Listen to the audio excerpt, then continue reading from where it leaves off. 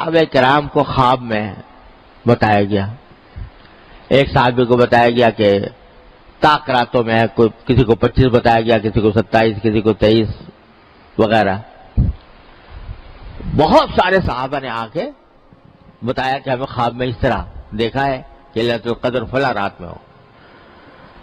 تو رسول کریم صلی اللہ علیہ وسلم نے خطبہ دیا اور اس میں فرمایا کہ میں نے دیکھا ہے کہ صحابہ کرام کے خواب سب کے سب ایک بات پر متفق ہیں، وہ یہ کہ طاق راتوں میں ہے،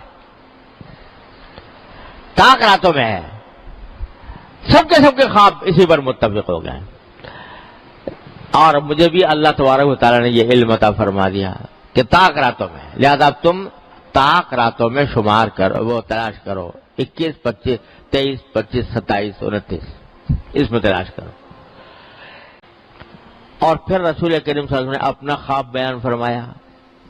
صحابہ کرام کا خواب تو حجت نہیں تھا، لیکن نبی کا خواب حجت ہوتا ہے. اپنا خواب بیان فرمایا کہ میں نے خواب میں یہ دیکھا ہے، مجھے بتایا گیا ہے کہ جس رات شب قدر آئے گی اس سال، یعنی اس سال جس سال آپ یہ بات کر رہے ہیں، جس رات شب قدر آئے گی اس وقت اے میرے پیغمبر صلی اللہ علیہ وسلم، تم اس روز پانی اور کیچڑ میں سجدہ کرو گے. یہ صبح آپ نے اعلان فرمایا کہ جس رات شب قدر ہوگی اس رات تم پانی اور کیچڑ میں سجدہ کرو گے. کیا مانا؟ بارش ہوگی، کیچڑ ہو جائے گا مسجد کے اندر اور تم اس میں سجدہ کر رہے ہوگے.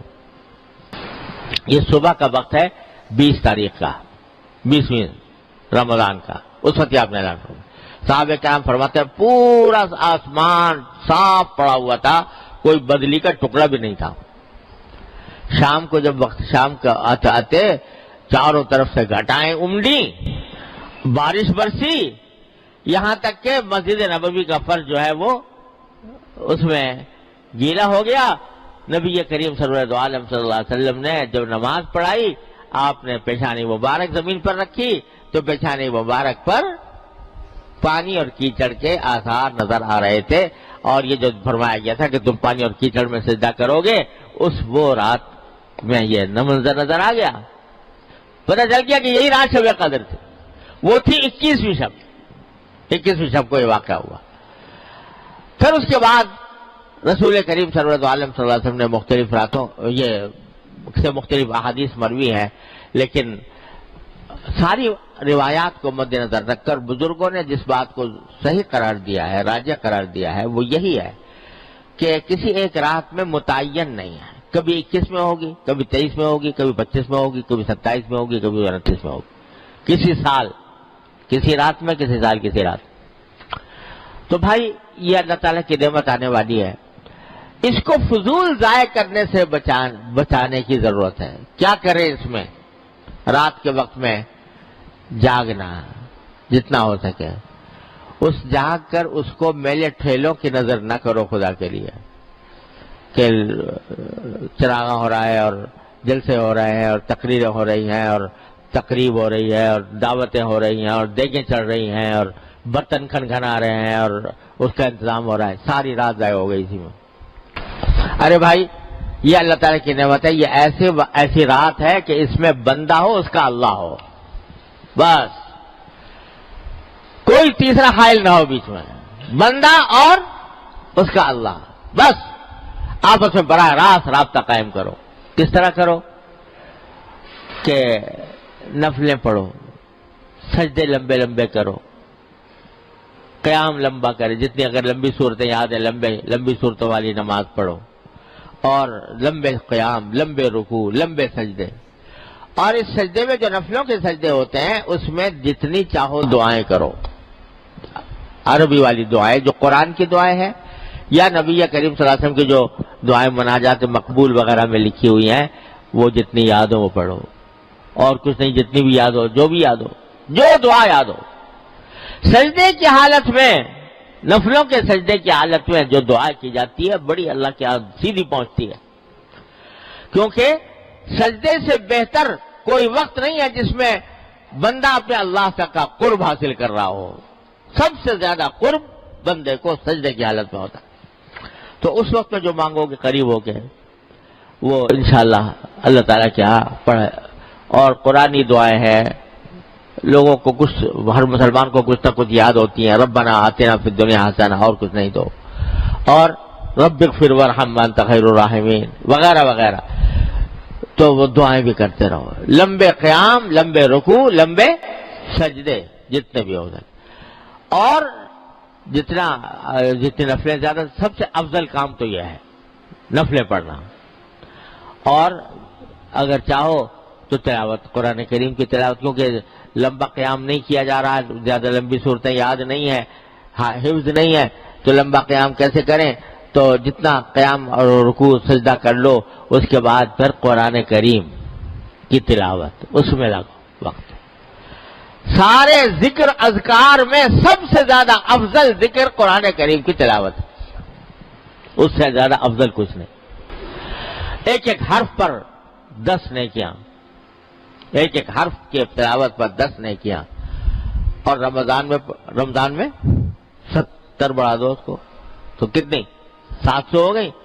اور پھر شب قدر میں اللہ اکبر، اس کی کوئی حساب ہی نہیں، کوئی گنتی ہی نہیں. خیر من الف شہر.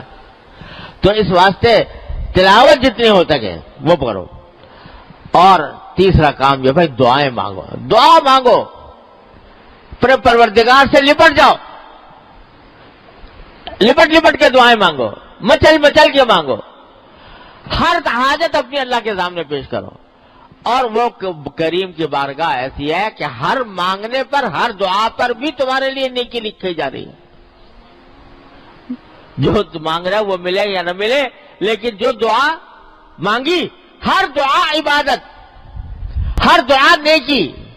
چاہے اپنے دنیاوی مقاصد کے لیے مانگ رہے ہو، یا اللہ مجھے صحت دے دے، یا اللہ میرا قرضہ ادا ہو جائے، یا اللہ میرا مکان بن جائے، یا اللہ مجھے سواری اچھی مل جائے، یا اللہ میری اولاد کو ترقی ہو جائے، یا اللہ مجھے روزگار میں، یہ ساری دعائیں جو کر رہے ہو، ہر دعا عبادت، ہر دعا نیکی. تو دعاؤں کی کثرت. اور ہم اور آپ کیا مانگیں گے؟ دعائیں مانگنا بھی نہیں آتا. مانگنا آتا ہے اللہ میاں سے کس طرح مانگنا چاہیے، مانگنا بھی نہیں آتا. وہ مانگنا بھی سکھا گئے نبی کریم سرور عالم صلی اللہ علیہ وسلم، وہ بھی وہی سکھا گئے. تو اس کی آپ کی مانگی ہوئی دعائیں، مناجات مقبول، الحزب العظم، اور پتہ نہیں کتنی کتابیں چھپی ہوئی ہیں جس میں رسول کریم صلی اللہ علیہ وسلم کی مانگی ہوئی دعائیں ہیں. وہ ایسی دعائیں ہیں کہ ہمارے آپ کے تصور میں بھی نہیں آ سکتی تھی، جو سرکار دو عالم صلی اللہ علیہ وسلم سکھا گئے. دنیا اور آخرت کی کوئی بھلائی ایسی نہیں ہے جو آپ نے مانگ نہ لی ہو. ہمارے تصور میں بھی نہیں آ سکتی تھی جو سرکار دو عالم صلی اللہ علیہ وسلم نے ہمیں مانگ کے بتا دی. یہاں تک مانگ لیا اللہ میں نے حضور اقدس صلی اللہ علیہ وسلم نے کہ یا اللہ، خشکی میں، سمندر میں آپ کا کوئی بندہ، کوئی بندی جو بھی کوئی دعا مانگ رہا ہو، جو چیز اچھی اس نے مانگی ہو، اے اللہ میں بھی اس کا محتاج ہوں، وہ مجھے بھی دے دے، وہ بھی مجھے دے دے. اس سے زیادہ اور کیا مانگے گا کوئی آدمی؟ یہ بھی مانگ کے بتا دیا کہ یا اللہ، آپ کے نبی کریم صلی اللہ علیہ وسلم نے جتنی دعائیں مانگی، جتنے کام، جتنی اچھائیاں مانگی، یا اللہ وہ سب میں مجھے دے دے. جتنی برائیوں سے نبی کریم صلی اللہ علیہ وسلم نے پناہ مانگی، اے اللہ میں ان سب کی پناہ میں آپ کی پناہ مانگتا ہوں، اس سے وہ دے دے. کوئی گوشہ چھوڑا نہیں، دنیا آخرت کی بھلائی کا کوئی گوشہ چھوڑا نہیں جو آپ نے مانگا نہ ہو. لہذا وہ دعائیں مانگیں. مناجات مقبول کے نام سے چھپی ہوئی ہے کتاب، اور حضور اقدس صلی اللہ علیہ وسلم کی مانگی ہوئی دعاؤں کی اور بھی کتابیں ہیں، حزب العظم بھی ہے، پتہ نہیں کیا کیا ہے. تو وہ اس میں یہ 3 کام ہیں کرنے کے. اور چلتے پھرتے، اٹھتے بیٹھتے، بہرحال انسان کی ضرورت ہے، کبھی اٹھتا ہے، کبھی بیٹھتا ہے، کبھی. تو چلتے پھرتے، اٹھتے بیٹھتے کلمہ، تیسرا کلمہ، سبحان اللہ والحمد للہ ولا الہ الا اللہ واللہ اکبر وللہ الحمد. یہ کل چلتے پھرتے زبان پہ ہو. یہ 4 کام ہیں، اس میں گزار دیں رات. نفلیں، تلاوت، دعا اور چلتے پھرتے اٹھتے بیٹھتے ذکر اللہ تبارک و تعالیٰ کا. اللہ تبارک و تعالیٰ اس طرح اگر رات گزار لی تو امید ہے اللہ کا شکر. کیا امید ہے؟ کہ اگر 1000 مہینے تک راتیں اس طرح گزاری ہوتی تو اس سے بھی کہیں زیادہ فضیلت اور اس سے بھی زیادہ کہیں اجر اور فائدہ حاصل ہوگا اس ایک رات میں. تو چلو بھائی پتہ نہیں ہے کون سی ہے، تو 5 ہی تو راتیں ہیں نا، 21، 23، 25، 27 اور 29. ان 5 راتوں کو اس طرح گزارنے کی کوشش کر لیں. اللہ تبارک، جو لوگ ماشاءاللہ اعتکاف کی نیت میں کیے ہوئے ہیں، اعتکاف کر رہے ہیں، انشاءاللہ ان کے لیے تو بہت ہی عظیم فضیلت ہے کہ سارا وقت ان کا عبادت ہی میں گزرے گا. اگر فرض کرو سو بھی رہے ہوں اعتکاف کی حالت میں تو وہ بھی عبادت میں لکھا جائے گا کیونکہ اعتکاف میں ہے.